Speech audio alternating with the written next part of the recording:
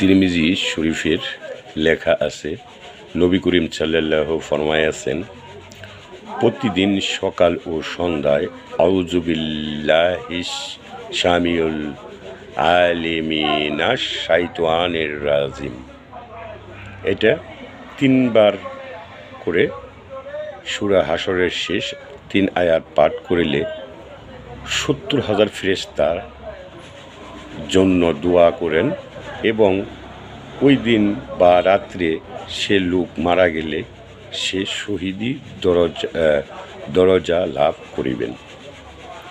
এটা আমার কথা নয়, এই দোয়াটা বেশি বেশি পড়বেন ইনশাল্লাহ। সবাই ভালো থাকবেন, সুখে শান্তিতে থাকবেন ইনশাল্লাহ। আল্লাহ যেন সবাইকে সুস্থতা রাখে। আল্লাহ, তুমি সর্বশক্তিমান, তুমি সব কিছুর মালিক। ইনশাল্লাহ সবাই ভালো থাকবেন।